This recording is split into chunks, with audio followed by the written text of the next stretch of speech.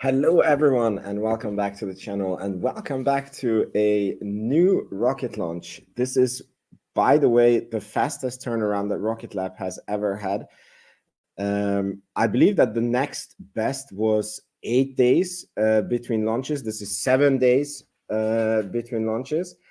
And the previous record, the 8 days, it was one was in Mahia and the other one is in Virginia. So this is very special because both the launches are from Mahia, and it's very well done for the Rocket Lab team. I'm expecting Matt. I'm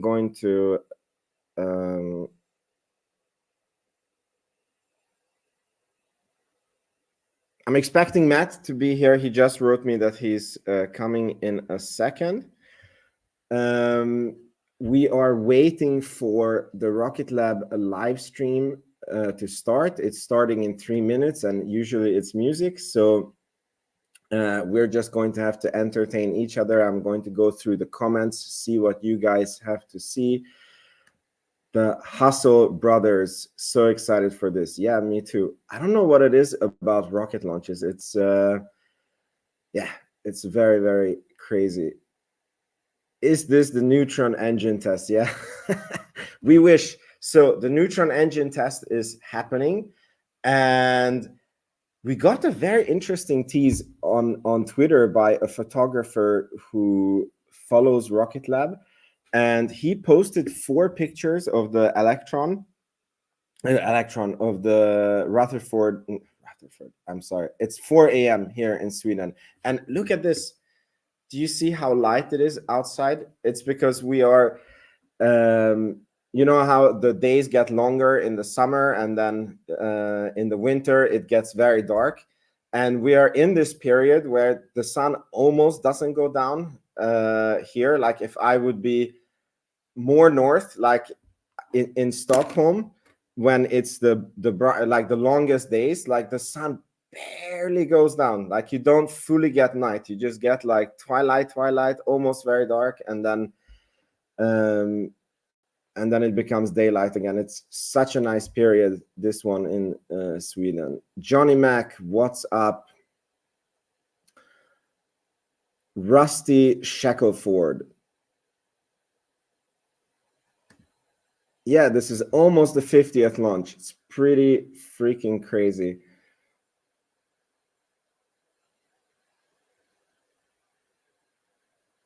Yeah, what's pretty crazy is there is no other company, to my knowledge, other than SpaceX that is launching rockets at the frequency that Rocket Lab is launching them. And it's really like lately, like when we watch Rocket Lab launches, it's, you know, just another one. And I think it's deeply underappreciated. I don't think Rocket Lab gets the praise that it deserves.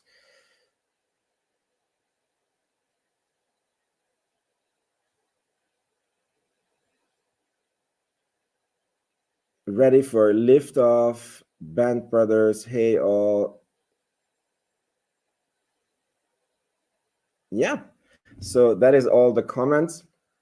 So let me know, guys, in the comments from where are you watching, and what brings you to this stream. Are you a Rocket Lab investor? Are you a Rocket Lab enthusiast? And yeah, tell me a little bit about yourselves in the comments. We entertain each other before the launch.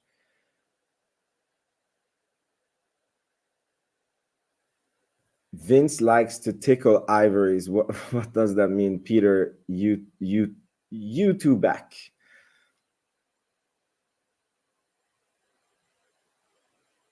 Rusty, I accumulated 6,000 shares at an average of 3.95. That's a fantastic average. Yeah,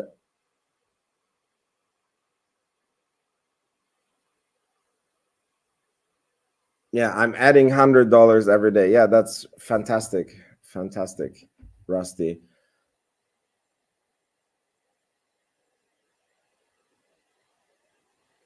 Every time you say Kiwul, I'm having a shot of whiskey. Who's on?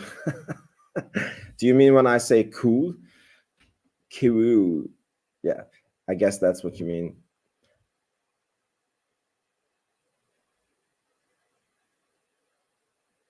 Ah, Tico. Okay, Tico the Ivories is a random idiom for playing the piano. Yeah, this is my daughter's piano, and she started playing at one point. She wanted a cat, and I really didn't want her to have a cat. And we made a deal that I download an app on her phone called Musician, and if she practices 10 minutes every day, then she was getting points. And I basically wanted to make it so that it's very hard for her to get the cat. I think she had to practice for like 3 or 4 months, and she did it and got the cat, and then immediately stopped playing the piano. So I was not so smart of me, and now I have a cat and a girl who doesn't play piano. The Hustle Brothers, an average of 4.26 at just over 3,000 shares, with a target of 5,000 shares in the short term and 15,000 for the long term. Yeah, very nice target. Watching from Iowa, USA, just getting started with Rocket Lab. Awesome. Awesome. Let me check on the stream how Rocket Lab is doing. Oh,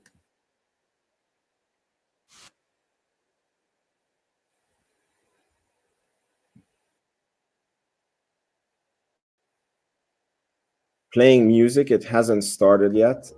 Um, I I don't want to edit because it's going to make you guys fall asleep. So I take it away, and then I still hear the music. So when it starts, then I will put it on.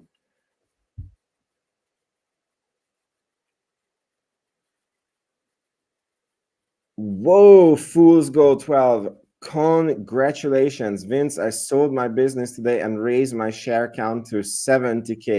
We'll be up over 80K shares next week. Oh my God. Super congratulations. I mean, one for selling the business and two for having such a high share count. My share count is 65K. Uh, that is a very, very nice amount. I mean, if Rocket Lab just 3 or 4 X's in 5 years, I mean, you are very, very set with that amount of shares. So major congratulations to Fool's Gold.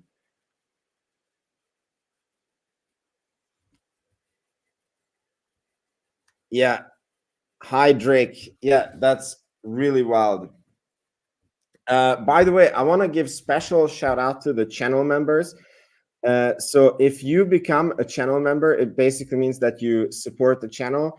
And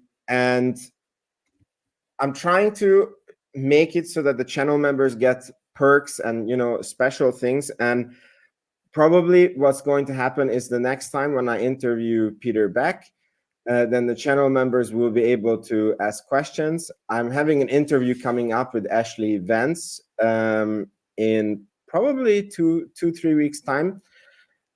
Same, like, channel members will be able to ask questions, and if you are a channel member, you get this little sign next to your name when you comment, so that's also very nice. So anyways, I want to thank you guys for supporting the channel. It's really, really amazing.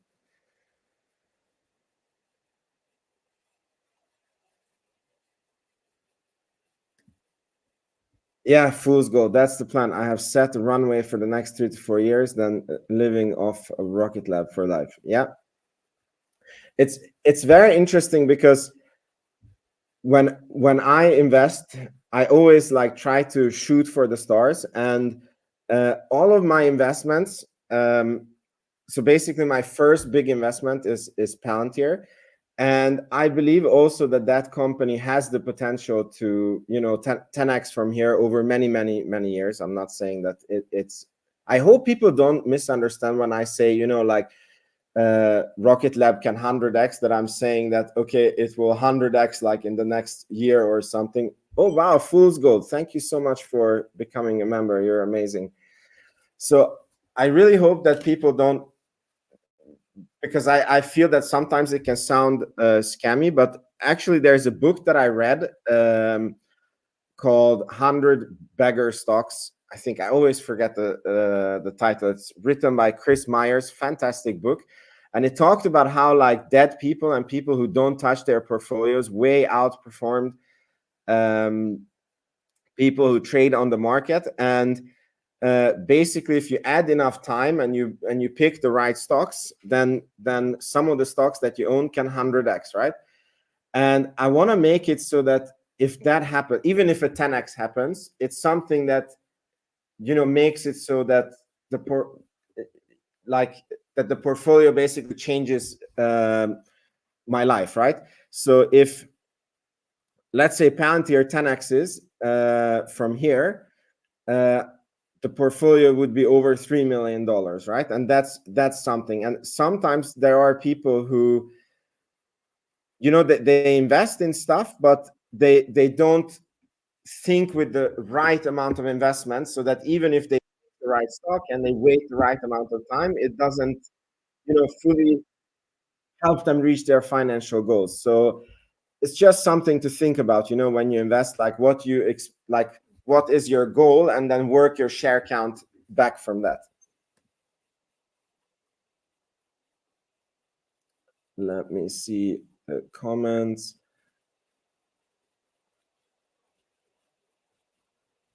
Yeah, hustle brother average down better than me. I'm a little jealous. Yeah, it's so interesting. I also bought Rocket Lab. I think my average is 450. I even had an accident with that with some put options. I was basically assigned shares because I sold put options at $5.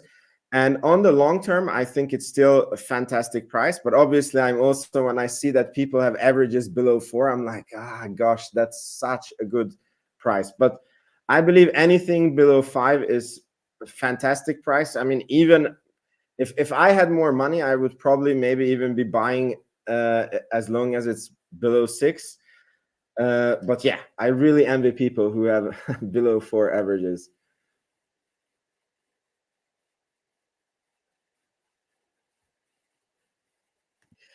These guys make the people who have been around since day one, I mean, really, really respect. Also, Matt Money is someone who I deeply respect, because, and you're from New Zealand. That's amazing.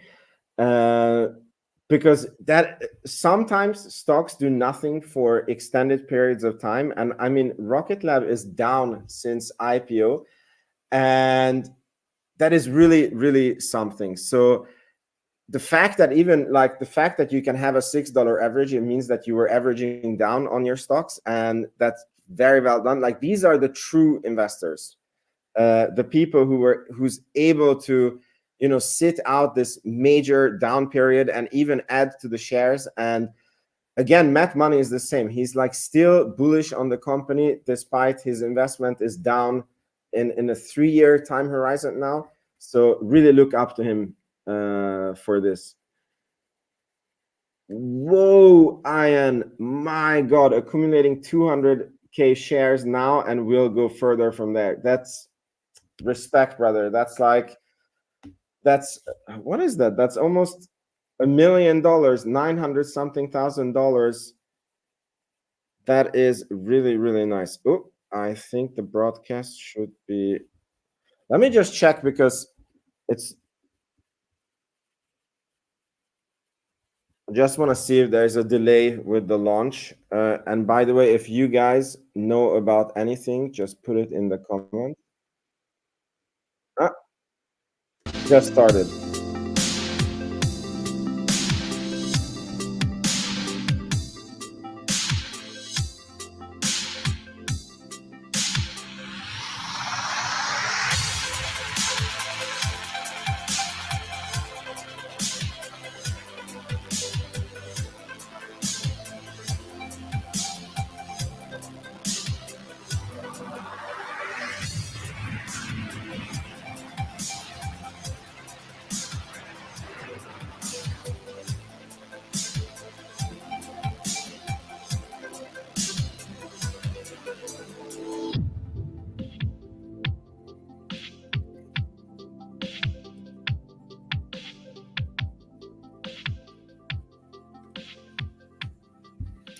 Just 7 days ago, the first satellite for NASA's Prefire mission was launched from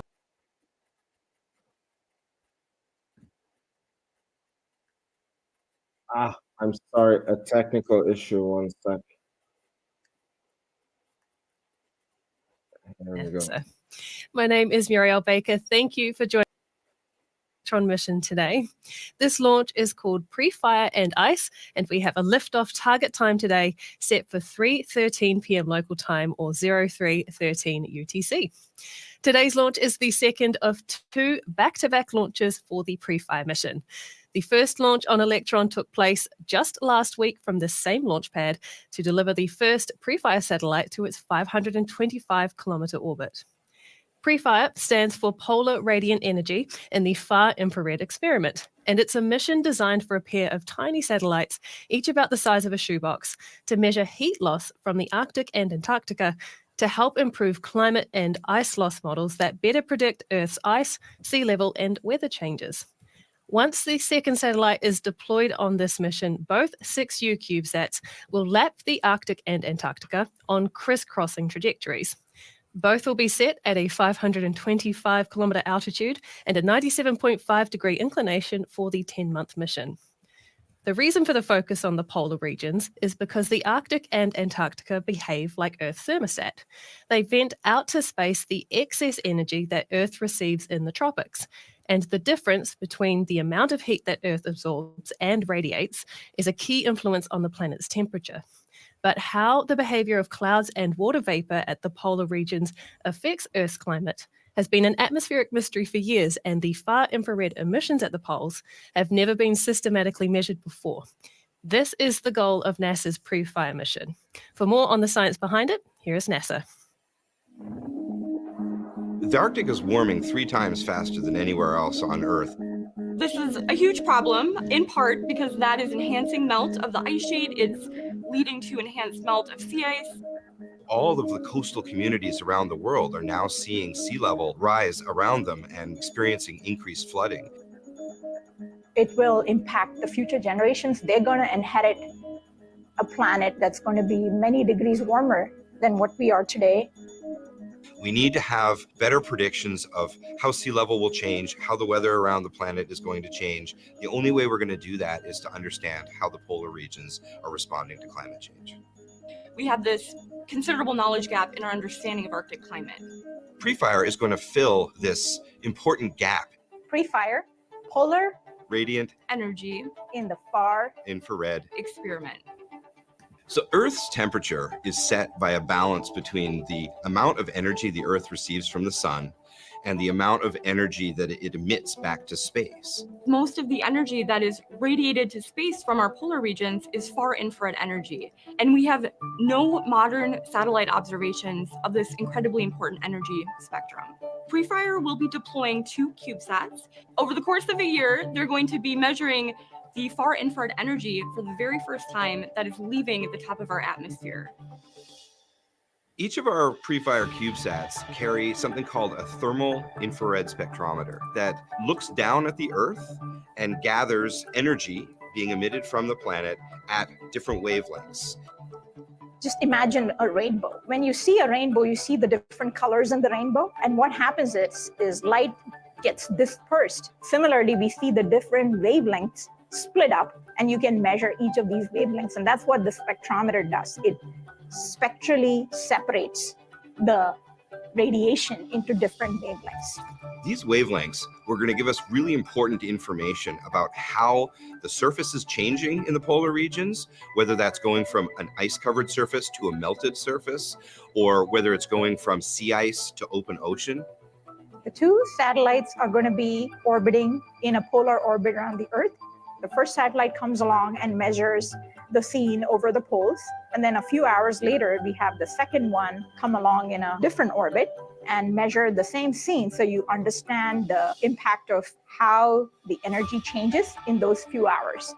It's really important that we understand how much energy is being emitted by the polar regions, because that defines how cold the polar regions get.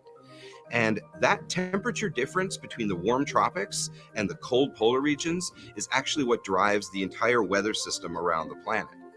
what we want to do with Prefire is we want to take these new observations that have never been made before, and we want to improve our understanding of the climate system and improve our understanding of how climate is going to be changing. Understanding how the sea level rises and how the ice melts is going to help us understand weather events, and that's going to have direct impact on our farmers and agriculture. There's a real urgency to getting this information now. Things are changing so quickly in the Arctic that we may only have 5 to 10 years to respond to those changes and help protect the property and lives that may be affected by that.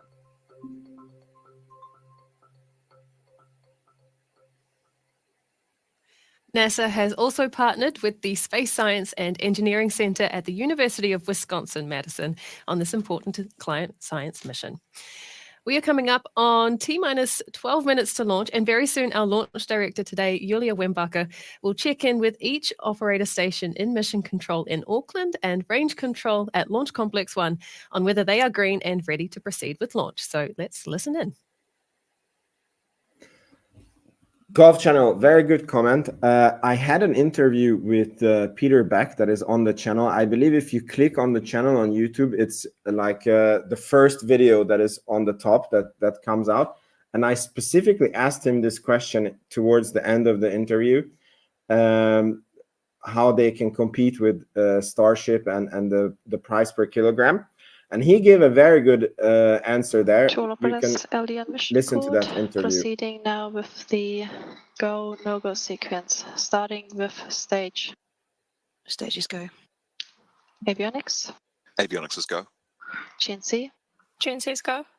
And Vcon. Vcon's go. T1. T1 is go. And GC. GC is go. PLS. PLS is go. RSO. RSO is go. And MET. MET is go. RF. RF is go. And MM. MM is go. LD-SUP. LD-SUP is go.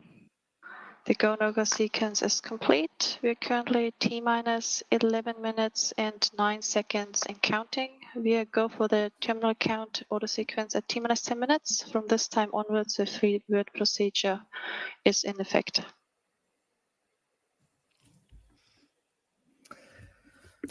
All right, that is go from all stations for our go, no-go poll, and the team is ready to proceed with all of the remaining launch operations. Prefire and Ice is scheduled for a liftoff time of 3:13 p.m. local time in approximately 10 minutes and 39 seconds from now. That is awesome.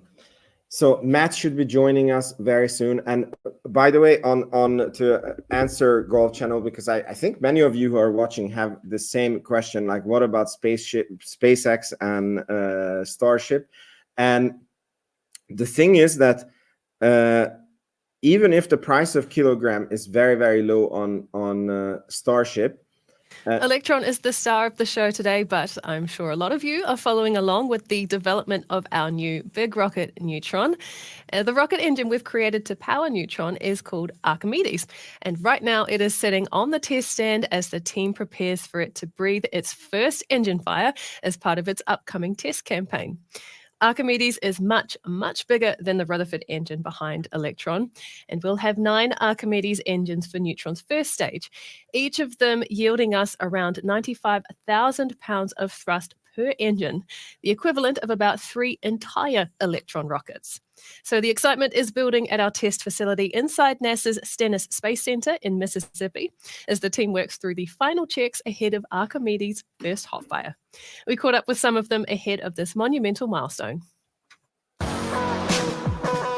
Ooh, we're getting a Neutron update. This is fantastic. I'm Nicky Rains. I'm the manager for Rocket Lab's facility here at Stennis Space Center.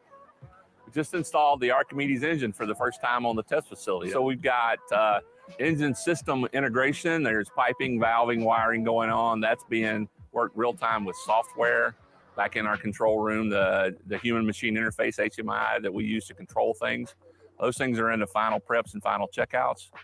We're ready now to push the engine through final commissioning and ready for hot fire. Rocket Lab came into NASA Stennis with the lease for the A3 stand. It was a historic stand built for the Constellation program in the late 2000s. We've been able to utilize hardware. We've taken tanks, we've taken valves, existing piping, a whole existing systems for gaseous nitrogen, and be able to repurpose those systems and put them to work for what we need. It lets us go faster, it lets us save money, and it lets us get that initial operational capability Archimedes needs. It's great for Rocket Lab as a commercial company to be partnered here with NASA.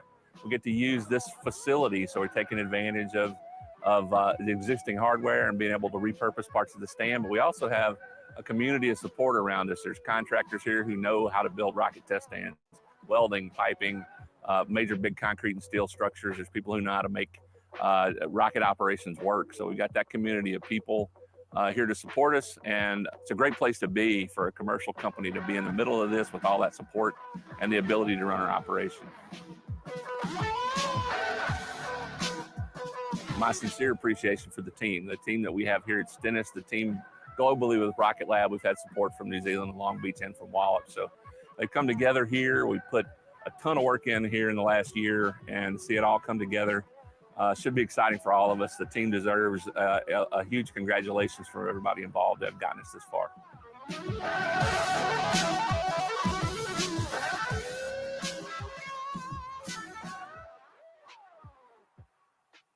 There has never been a more exciting time to join the Neutron team as we work to get the rocket to the pad in mid-2025.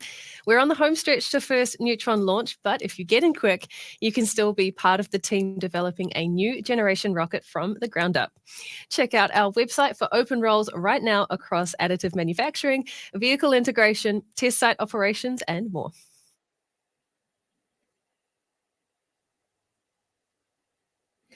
Yeah, so back to the Starship argument. So let's say that the launch price of Starship is $70 million. And let's say Neutron is $55 million. But so if you have a satellite that is, let's say, 10,000 kilogram, or a constellation that so fits both into Neutron and Starship, then you will still go with the 55 million option, despite it's a much lower kilogram price on Starship, but you have to buy the whole rocket, right? And there is actually, I'm surprised, I did a last video, I think it's my last video on the channel, that is about what I think Rocket Lab's constellation is going to be and how it's going to go about. And when I was researching that video, I was surprised how much constellations are coming, and I think that because the launch costs are coming down and the satellite manufacturing costs are coming down, it's not going to be such a big Today's thing mission to have profile a includes constellation all in of the future. usual launch milestones you've come to expect from Electron. At T-minus 2 seconds to lift off, Electron's 9 Rutherford engines on the first stage will light up to power the rocket for flight. The launch pad's hold-down mechanisms will be released, and Electron will begin its ascent right on T0.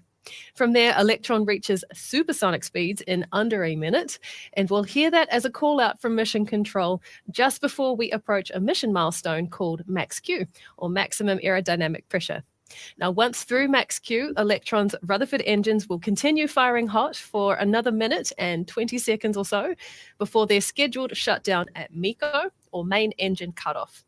3 seconds later, the first stage will separate from the second stage, and Electron's first stage will fall away while its second stage will light up its sole Rutherford engine to carry on with the mission. Up next will be the separation of Electron's nose cone, about 30 seconds after stage 2 engine startup. Meanwhile, the stage will be continuing cruising along for another couple of minutes before the next mission milestone, a battery hot swap. Now, that's a maneuver that is unique to Electron, which I'll explain more about when we reach it during the flight. After battery hot swap comes the second stage's final actions, shutdown of its engine before the second stage separates from the kick stage, which is what is carrying NASA's Prefire satellite. And then within an hour of all of that happening, we will come up to the moment for payload deployment that ends the mission for Electron, but which marks the start of operations on orbit for the NASA Prefire mission. All of that is coming up shortly now that we are just under 5 minutes until liftoff for Prefire and ICE. It's time to send it over to Mission Control to take it from here for the remainder of the count, and I'll be back with you shortly Is the after count on liftoff. hold? So go NASA, go Prefire, and go Electron. Looks like it. Oh, Good evening. Good morning for you. good morning. Thanks for coming. Yeah, apologies. I didn't think you were going to Stage LD mission code. start LD 10 stage. minutes before the Please prepare the stage even the one camera and started. stage The live stream 2 started. for logs top up. That's Victor 5000 and Victor 5100. Copy. Looks like they Logs got the top up top up on sequence doesn't fuel. work. Yeah, it's, because when PLS LD mission code. LD PLS.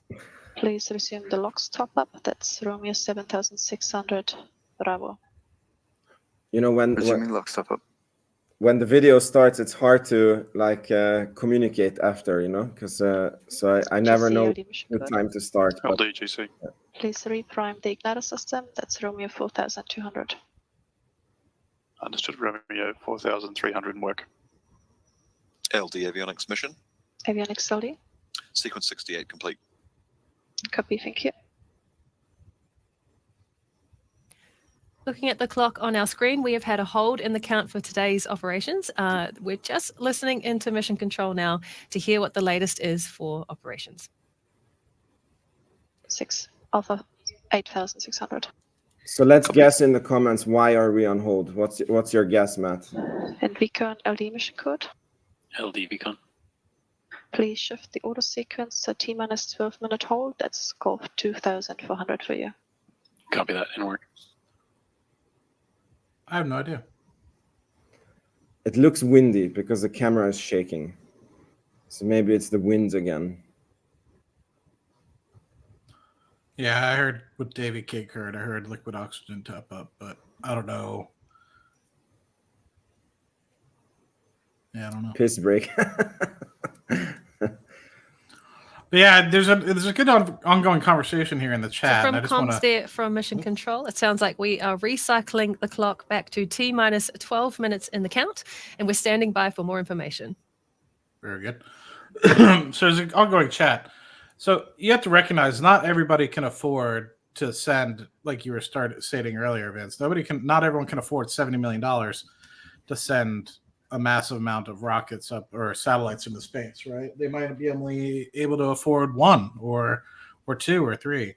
And so with that, you're more likely to spend the $7 million or $8 million to get an Electron into space than a Starship, which can launch, 30, 40, 50 times as much as an Electron.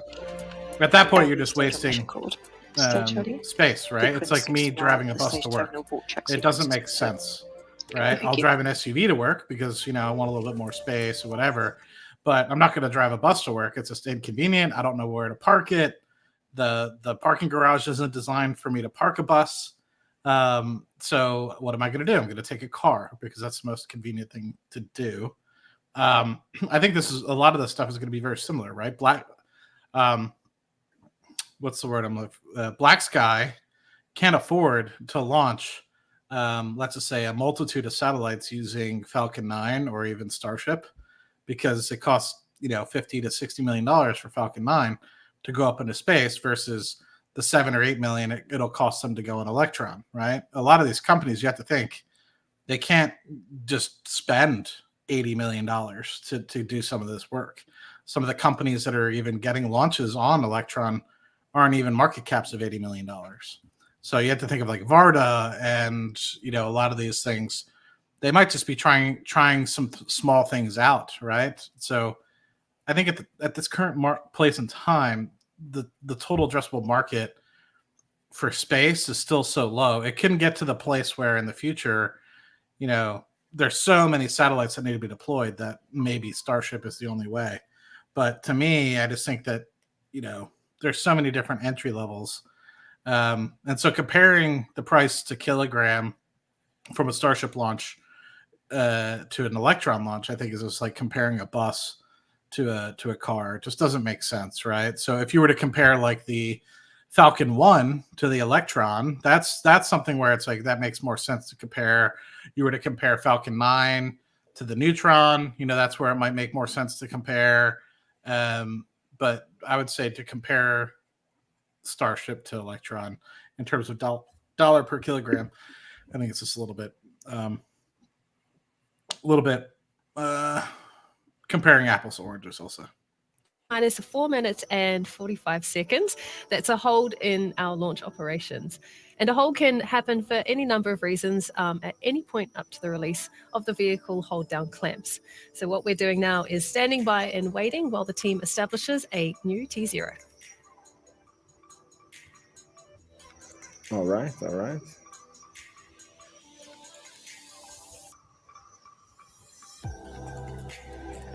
Yeah, and also I've been doing some research, and this is what I was saying before the hold, or right after the hold, that because the prices are coming down, it's not such a big deal to have a constellation anymore, and there's a lot of constellations coming. And when you have a constellation of, let's say, and on any constellation, they let's say theoretically the whole constellation would fit into a starship, but they need to go into different orbits. So you can't send them all in a starship. Like it has to be broken down into many launches. And then again, Neutron becomes price competitive because when you're not using all of the starship, you're still buying the whole rocket.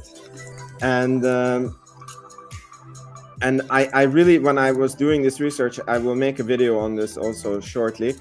I think it's true when they're saying that there is going to be a shortage of launch vehicles, because when you have these constellations, they also constantly need to be replenished. Because the newer constellations, they're all low Earth orbit constellations, and that means that they are a few hundred kilometers above Earth, and you still have a slight atmospheric drag on the satellites. So they deorbit after 3 to 5 to 7 years. So if you have a constellation of 1,000 satellites for 5 years, then each year 200 satellites deorbit, and you have to replenish 200, and then 200 deorbit. And that's a lot of launches. So I think that Rocket Lab could get an order from a government or a huge company that say, like, we want you to build 2,000 satellites and use Neutron to keep replenishing it, and then Rocket Lab would have the satellites income, the running of the constellation income, and the launch income, and it would be very, very predictable.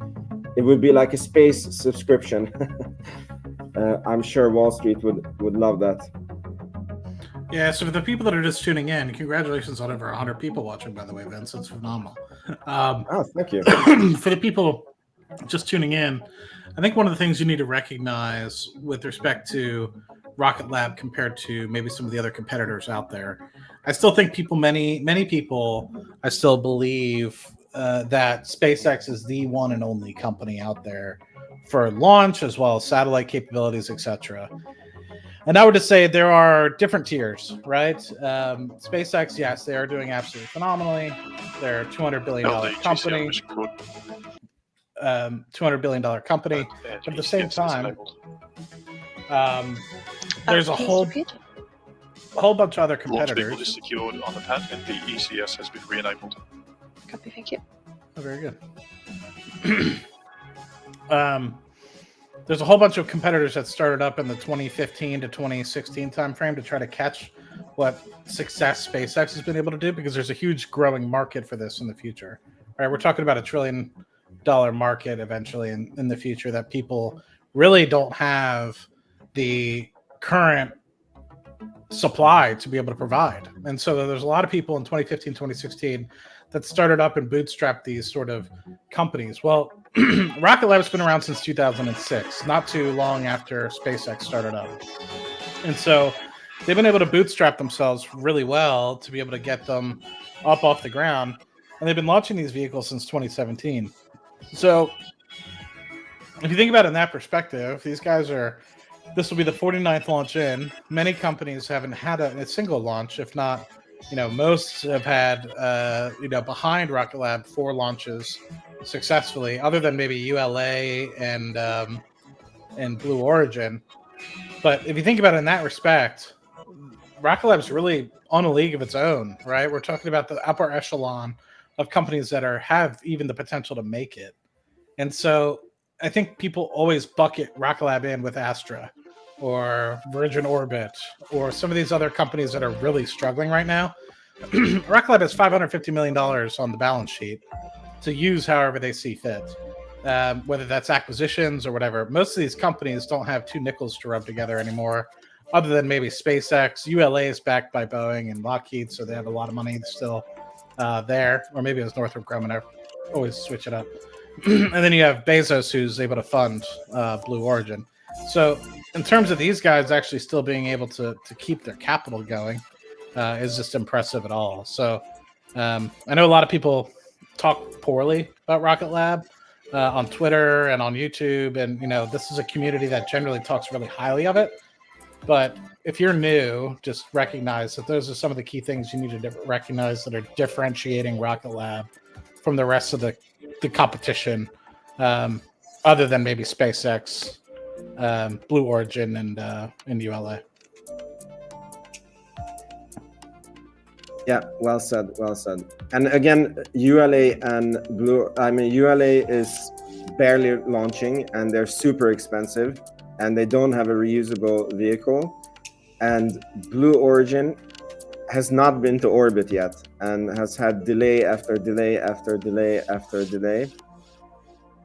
So they have a lot of money, but they don't have a lot of, you know, to show for it. So I think that the two real players in space is SpaceX and Rocket Lab.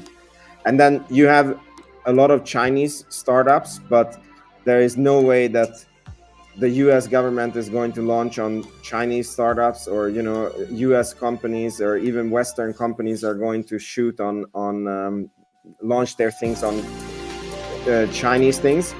And I want to do a little bit of research on India, because they also have a very interesting space scene with quite some startups there also. But again, the US government launches is not going to go to India. And yeah, that's an area that I want to explore, like how much of a threat India can be competitively. Don't have a lot of data about it, but I'm not worried for Rocket Lab.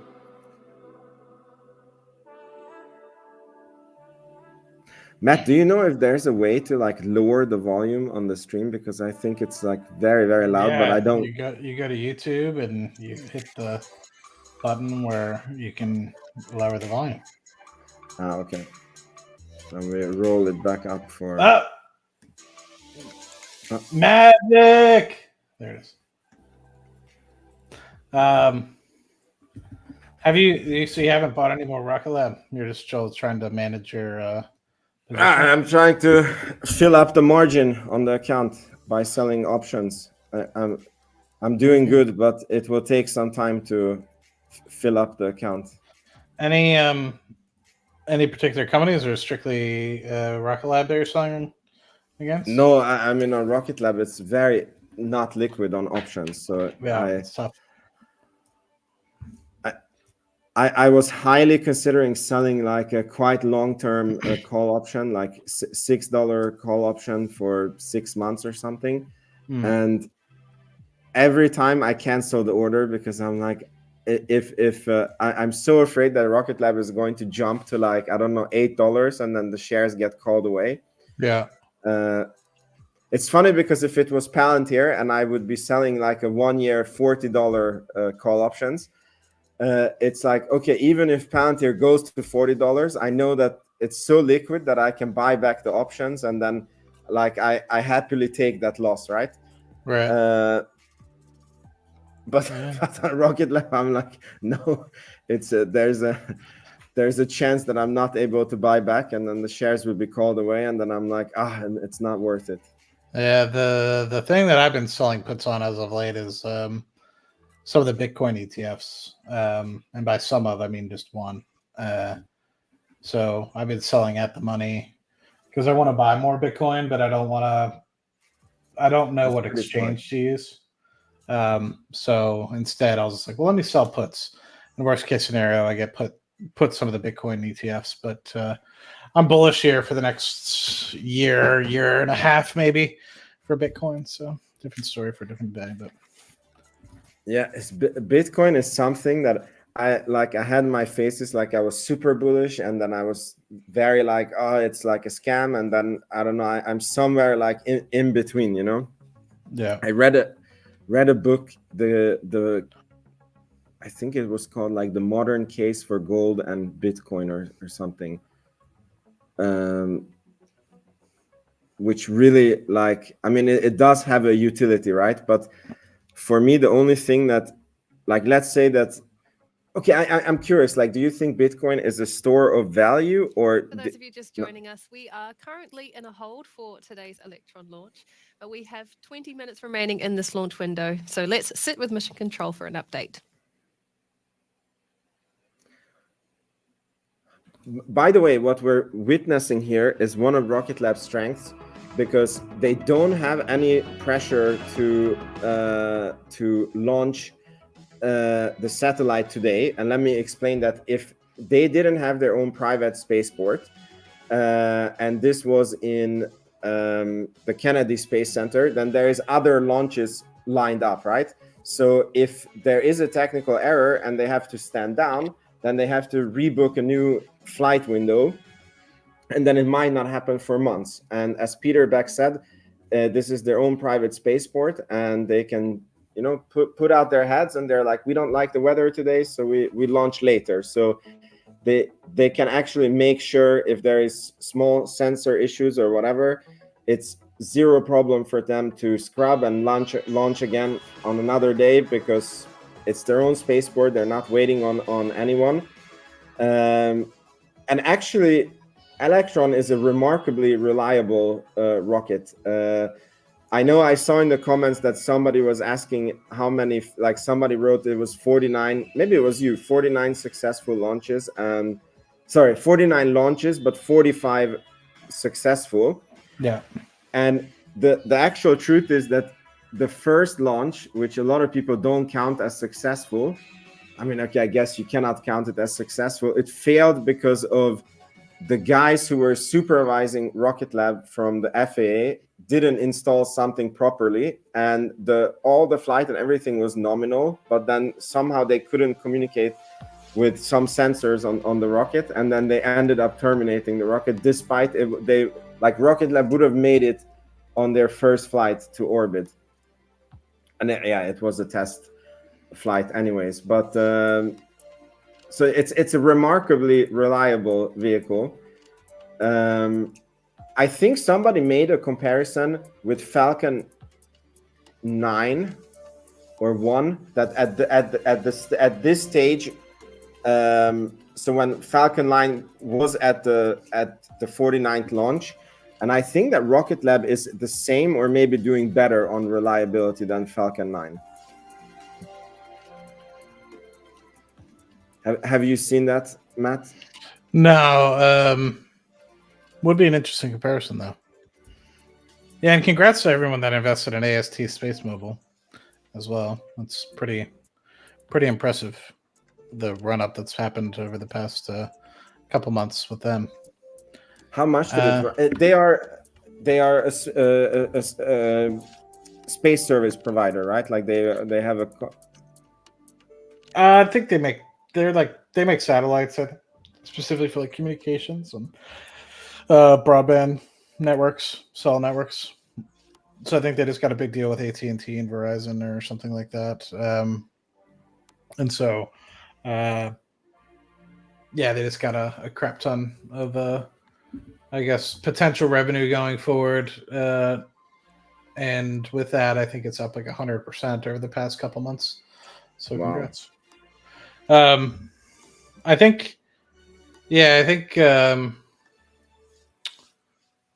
you were saying something. I'm just gonna add on to it. I forget. No problem. What time is it for you? It's 4 a.m. No, maybe it's 5 a.m. Yeah, 5:30 a.m. Wow, time flies. That's only 10:30 here, so it's not too bad. Yeah, Uh-uh. 10:30, not too bad. I don't know why my computer says it's an hour ahead, so I got to figure that out. Why that is, but yeah, fingers crossed. And to answer your question, Miss Allison or Mr. Allison, I don't know if it's a he or she. The Rocket Lab does get quite a lot of government contracts. So there's HASTE, which is a kind of suborbital rocket that the DoD is scheduling a lot of potential launches for. So that's going to start up a pretty decent revenue stream, I think, in the 2025 timeframe. And then there's the SDA, Space Development Agency, which is a subset of Space Force. So they just signed a $500 million contract with Rocket Lab to build satellites over the course of the next 5 years or so, with delivery from like 2027 to 2029, and to operate them as well. And that's just to build the satellites. So Rocket Lab, as noted in a few, I guess, more private investor conversations with Alex Spice and I think it was TD Cohen, he was talking quite a bit about how they're basically in the running and talking about being the launch provider for that as well. So not only will they create the satellites, but also launch those satellites with, I believe, the Neutron rocket. But of course, that's not 100% ready as of yet. T-minus 15 minutes and 1 second and counting. They restarted, it looks like. Said 15 minutes? Is that what they said? Yeah. I muted it. Yeah, 15. I guess that's to the end of the window. What was you saying? You muted it. New liftoff target time of 15:46 local time, which means the team has now recycled and will go into a new go, no-go poll at the T-minus 12-minute mark. So we'll sit here and wait for that update from Mission Control on that go, no-go poll. And call operators, LD and mission code. I can confirm I'm actively monitoring mission code, LV code, range code, and safety net. So yeah, I don't know necessarily. I know that there's many tranches, right? So it's not a one and done contract for the Space Development Agency. There's thousands of satellites that they want to send up. And not only that, as Vince alluded to either in a video that he just posted or maybe even earlier, a lot of these satellites are low Earth orbit, so they might only stay up in space for a couple of years. And so you might have to replace them. And if that's the case, the Space Development Agency will likely be on contract to replace all these satellites over time. So if that's the case, it's kind of a constant revenue stream kind of coming through. So they're only on tranche 2 of that contract. There's going to be a tranche 3. There's going to be many, right? So, and Rocket Lab plans on bidding on all those based off of what Alex Spice had stated during the TD Cohen interview. So fingers crossed, right? It could be a lot of revenue coming through because if it is on Neutron, each Neutron rocket is $55 million to start. At least that's the ideal price that they've kind of said. Whether or not it ends up being 60 or more, I guess really depends on demand and all that, inflation maybe as well. But yeah, there's lots of government contracts that have come through. Vince, there's many more that you've heard of, right? I'm just trying to think. Those are the most recent ones. Yeah, on launch, there's a lot of satellite constellations coming. I saw an article that the Marines are considering having their own satellite constellation, or that's the only way I can understand how the article was written. Then I was reading an article that Spain has a constellation. Greece approved their own space agency, and they want satellites monitoring their coastline. And again, that's also a constellation. Like, that's the only way I can translate that. And I think that different militaries might want to have their own constellation for redundancy. Code. We're proceeding now with the go no-go sequence. Stages go. Avionics. Avionics is go. GNC. GNC's go. Recon. Recon's go. T1. T1 is go. GC. GC is go. PLS. PLS is go. RSO. RSO is go.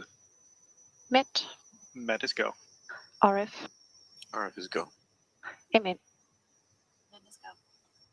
LD sub.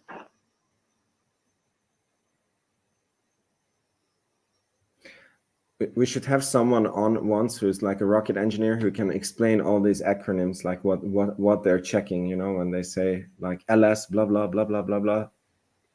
I only understand go. LD sub. LD mission code. LD sub is go. Copy, thank you. Did you know, Matt? The go no-go sequence is complete. We are T minus 10 minutes and 57 seconds and counting.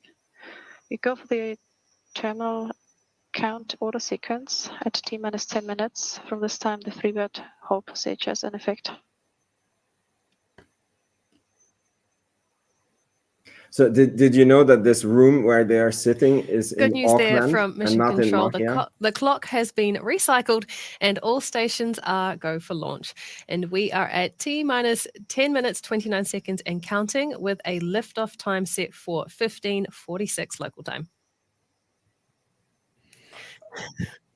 Yeah. So if you actually look at the peninsula there, it's nothing too not a lot of stuff there. It's just like a couple facilities and warehouses, and you're good. And this warehouses are a lot smaller than you would expect. And then there's the 2 launch pads, and that's pretty much it. Yeah. So what's crazy about this control room is I saw in sequence 55, the paired terminal check sequence. Understood. Sequence 55 in work. I saw in an everyday astronaut video that even when they launch from Virginia, they use the same control room in Auckland. And that's really remarkable that they can communicate with the rocket and back and all the engineers and everything. And the magic occurs in Auckland. And I guess there's a few guys on site in Mahia. Stage 1 igniter pressures verified. Hydraulic pressures verified. LD-GC on mission cord. GCLD. LD, the pad terminal checks are complete. Copy, thank you.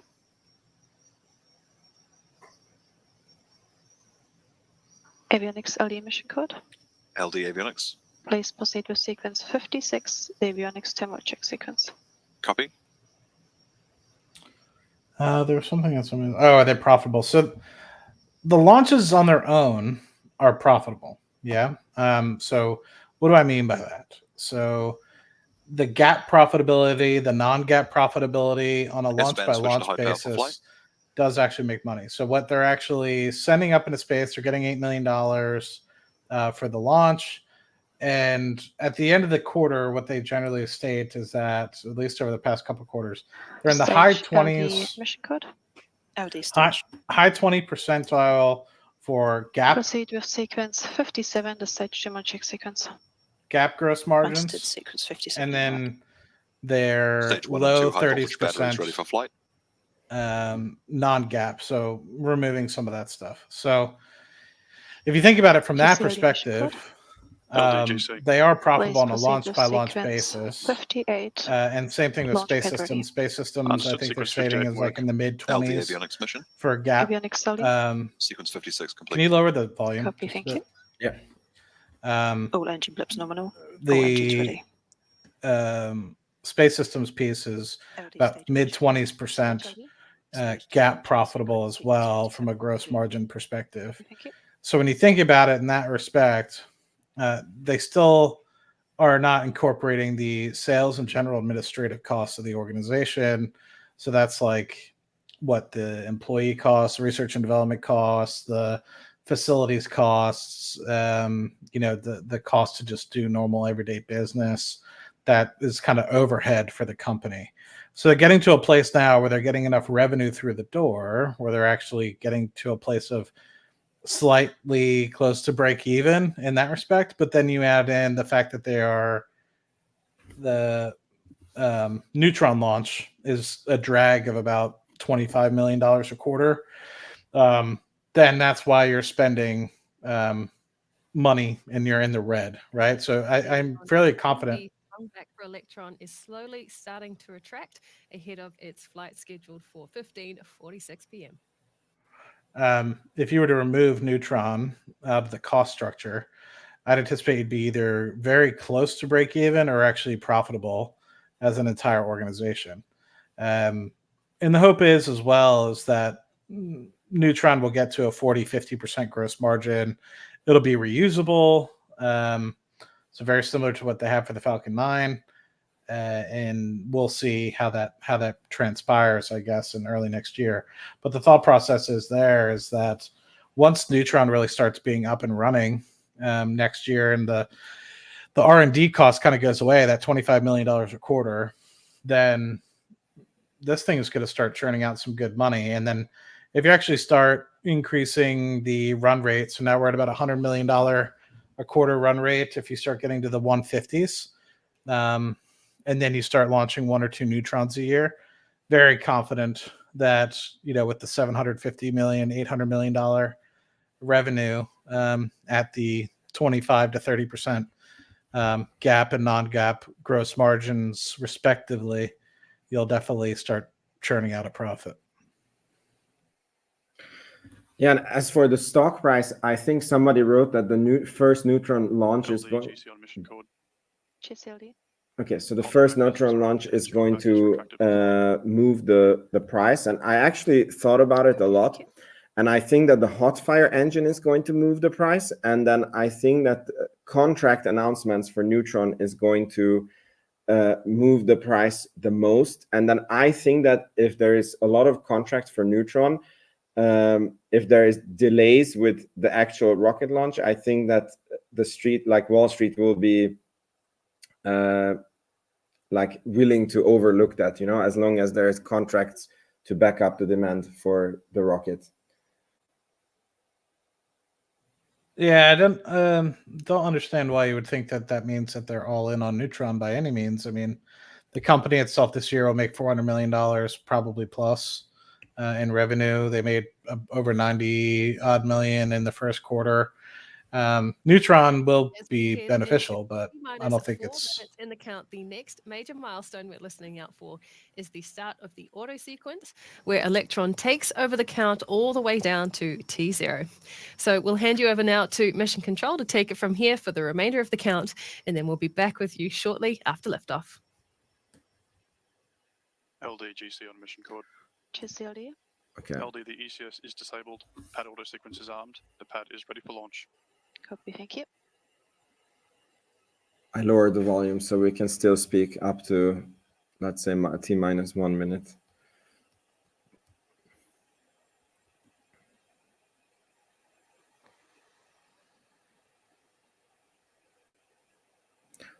Matt, you want to finish what you were saying?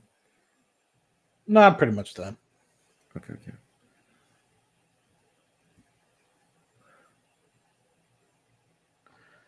I just think that a lot of people underestimate the space systems business. It's about 2/3 of the revenue, right? Growing very expansively. Yeah. So it's a little disheartening when people think that they need Neutron to survive. I doubt that that's the case. There should be no red flags on your critical LCCs. Beacon LD mission code. LD beacon. Please lock the auto sequence and confirm. I just think somehow like the street focused too much on like I think that the price is held down by the Neutron delay.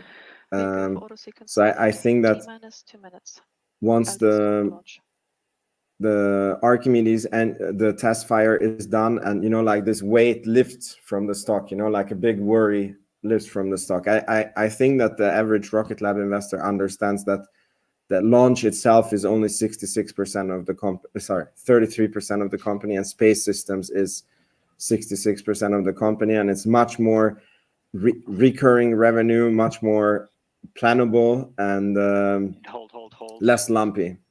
Another hold. Okay, I don't think we are going to be launching today. Only in mission code. We are proceeding now with the LV on paired securization and ECS enable sequence.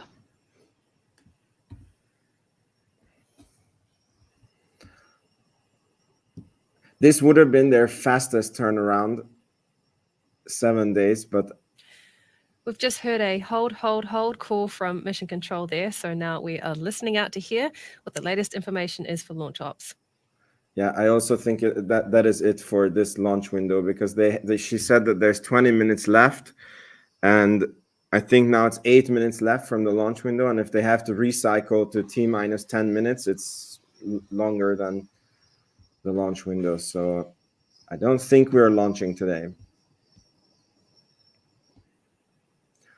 But again, I think that this just shows their strength, because they can take all these extra security steps to make sure that everything is fine, and they don't have a pressure of other people waiting for the pad. Interoperators LD and mission code. At this point, we are proceeding with the preparations for LOX detank. Yeah, that's a scrub. Detank, yeah. Yeah. Very good. Cool. So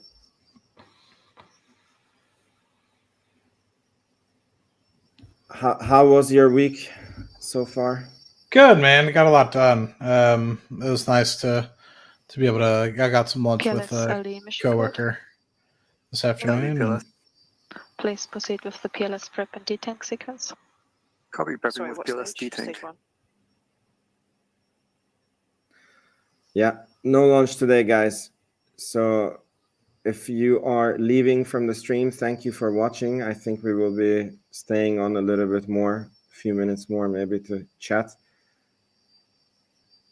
A final update here from Mission Control that unfortunately, with the remaining time left in the window now exhausted, we will have to wave off for today's launch attempt for NASA Prefire. We have plenty more opportunities to launch in the rest of the window though, so keep an eye on our social media channels for an update with a new launch date. This is Rocket Lab Mission Control signing off. Yep. That was it. I blame you. I mean, look, I much rather that they check things twice and not have a rocket failure than yeah. Yes, to me, safety is paramount, and making sure that our friends in NASA get their satellite to space safely. The worst thing I would like to see is them blow up on the pad and have to wait a couple months, if not a year, to do this turnaround. It completely jeopardize the mission potentially, and so yeah, it's nice that I'm always okay. It's saddening because you don't get to see the launch, but yeah, they needed to make sure Vince is ready. Yeah. Yeah, when we started this stream, it was 4 a.m. and it was very, very light. Now the sun is like coming up and it's straight into the camera. It's yeah. And anyway, so what was the rocket issue? Gold Channel is asking, and we don't know. We have to see on social media what they say it was. It could be something very benign, but they ran out of the launch window. So that's also why we thought that when we heard that they hold again, that it will just be a scrub. So could be an easy fix, but they can't launch now. So yeah. Every day I aspire to be more like Vince. Why do you say that? A really good looking Nordic man. Until then, I'll just be poor old me. So back to the chit chat part. So how your week? So you had a good week on work? Yeah, I can't complain. It was a good week. Make some oil and gas. That's the goal. And awesome. Didn't do a bad job. What about you? Busy week or no? Yeah, quite busy on work, and I think it was overall a good week for the portfolio. Yeah. Had some options that expired out of the money that I sold, so I was very happy with that. Yeah, I'm just trying to get the the latest Airbnb up to speed. We have 2 out of the 10 weeks for summer booked, so we're trying our best to fill it up, because obviously that's where the main money is the summertime for time frame. So we're hoping to get it there. Another on the other Airbnb, funny story, we got a call this morning, and they were like, the refrigerator's not cooling down. So that's interesting. I was like, that's very interesting. I'm not there, obviously, to like check it, and I should have been like, how crowded is it? Whatever. Technician goes out there. He says the fridge. These people are staying there 3 days. He says the fridge is 100% full. There's no extra space to put in there. There was like a box or a bag or something that was up against the fan that brings the cold air from the freezer over to the refrigerator. And so he's like, the fridge is perfectly fine. He's like, so that'll be $100 for me to come out and tell you that the fridge is perfectly fine. And I'm just sitting there like, so the things we had to deal with is, I maybe could have avoided it if I was local, and both of us were local, but at the same time, it's like, I hate these because our Airbnbs are local. So we have, and we got a super chat. Thank you, The Law. Vince, Matt, you rock it, guys. It's all Vince. I'm just an innocent bystander. Did you see, by the way, that now it's new on StreamYard? I saw it on this stream that you can restream on your channel. You've always had that on yours. Not everyone does that. So, like, I know Amit doesn't. I think it's a toggle that you can select if you want people to be able to put it on their own channels or not. Yeah. Okay. But it's always been there every time I stream with you. Yeah. Really? Because I just saw it now that it said like, do you want to allow others to restream you? And I was like, yeah, sure. Oh. I'm pretty certain it was always you. But what was I going to say? You know that I'm working on getting 8 more Airbnbs in a project that we have. Telling you, man, you're a high flyer. I'm just trying to be like you. It's super annoying because we are like the project itself is a little bit delayed, and then like it's the same that the summer period is the best period, and then we will open in the middle of the summer. And then if you like want to catch the summer, like you ideally would want to open like February, March, because then you have time to like people who, it's a very few people who is like, tomorrow I'll go on vacation. Okay, here's a $1,500 booking. Like right. Yeah. So I feel and like that's a little bit of the problem that we're facing is like, a lot of our other one in the previous 2 years, what we've seen is like February through April is when a lot of people are booking. Yeah. And so not for that time, but for summer. Yeah. And we got this on the market kind of like end of May, like last week or a week and a half ago. And so it's kind of tough because you already have so much of the market that have already booked something for the summer. So you kind of missed it. So I'm hoping we're trying to do weekly rentals, which is kind of tough as well, because then you're asking people to spend, $3,000-$4,000 for a weekly rental. It's kind of tough. Yeah. Versus if you're able to kind of split it up, then you're asking more people, but at the same time, it's only $1,500, $2,000. So it's a little bit more digestible. So I don't know. We'll see how it goes. I'm cautiously optimistic. So. Yeah, I hope you manage. I mean, for sure we missed the season, so we will open in the low season with low income, and it's going to be a nail biter because you like in the winter. Like I don't know how it is for you. Like for us, the winter is like try to not lose money. Like if we don't lose money, it's like it's an achievement, right? And then it's the hope. Yeah. So the way I looked at it, I told my sister because she's working on it with me. She was like, what's the plan? And so I'm the numbers guy, right? So they always rely on me for that piece. And I was like, basically, if we're able to exit October with like $20,000 in the bank, then we should be okay.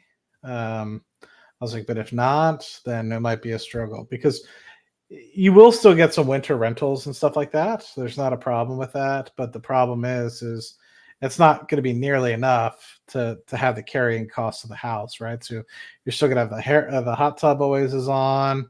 You're going to have people using the electricity. The electricity always keeps the house warm, all that stuff. So yes, you have the mortgage payment, but then you have all the other auxiliary stuff. And so, just costs money to and then you have the cleaners that you have to pay, all that stuff. So I was just trying to say, like, if we're able to exit with 20 grand by the end of the summer, then that would be absolutely phenomenal, because then you could carry at least, even if you got no rentals over the summer, you could carry at least till March of next year. And then April, things start picking up enough where you could probably break even on the month of April. May, you definitely break even. June, you're definitely starting to make cash flow positive. And then you get back into summer.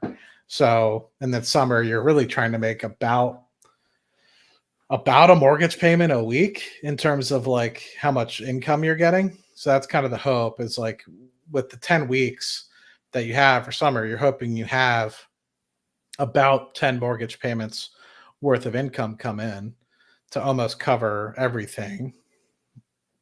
But then you have the other, I guess, really 9 months to hopefully get 2 or 3 mortgage payments so that you break even, and then you obviously have the other the other burdens like the cleaners and stuff like that. So really that's how it goes for us, is like you really have 2 to 3 months to be able to make it all. And then the rest is really just trying to make sure you don't hemorrhage cash, and you're at least trying to make a little bit of money in the shoulder months like September, October, June, and May. But all the rest, like October through April, is kind of really tough. Yeah. We got another super chat. Vince, what are you grilling on that bar? Over there. Yeah. Pool back there. I like the keyboard. Yeah. Thank you. This is my garden that you see. And is it called? No, it's not the patio. It's what is it called? Like this? It's a deck. Yeah, deck. No? Patio. Yeah. Either way. Isn't the patio like where you come in, or? Yeah. Because this is like the backside of the house with the deck is probably more appropriate. Yeah. It's funny. I was going to say that so many people, like when there's rocket launches, like they grill. Like I saw Christopher Bell. He does it. We had a rocket launch. What was it, like 3 a.m. and he's like, it was 3 a.m. his time in Virginia, and he was like, I'm grilling and drinking beer, and I'm like, how? It's I like when I'm listening to something or watching like a football game, or something I know it's going to be on like an hour and 15, hour and 30 minutes. I like to I have a smoker, so I will smoke some stuff. If you have anything big like a pork butt or like a brisket, it takes a lot longer. But for me, I'll generally just, instead of grilling my hot dogs and hamburgers, I'll smoke them. And it generally takes like 50 minutes or so, maybe an hour, at 225, 230 degrees. So Fahrenheit, right, that is. Otherwise, that'd be really hot in Celsius. But yeah, that's generally what I'll do, is like if I'm waiting around or there's a football game on or F1 race or something. Yeah. Cool. Yeah, I think that's it for this live stream. Unfortunately, yeah. Unfortunately, I mean, it's much better than a rod on the pad. Do you think you will be on Rocket Lab Weekly tonight? Yeah, I don't have anything planned. So hopefully, if there's enough topic to cover, then sure. Cool. Yeah. Then any thoughts on the stock price Rocket Lab? Somebody, Pascal, is asking. Yeah. I mean, yeah, we can take it on Rocket Lab Weekly. Yeah, going to zero. Yeah. Exactly. Yeah. Cool. Thanks for coming. Thanks for Yeah. everyone for being on the stream. And I guess I'll try to try to stream again whenever they launch. If I can. Yeah, they said a couple days. They said they have plenty of launch windows in the couple days. They said so. Hopefully, it's a quick turnaround. Yeah. Awesome. Goodbye, You rock. guys. Talk to you later. Yeah. Ciao, ciao.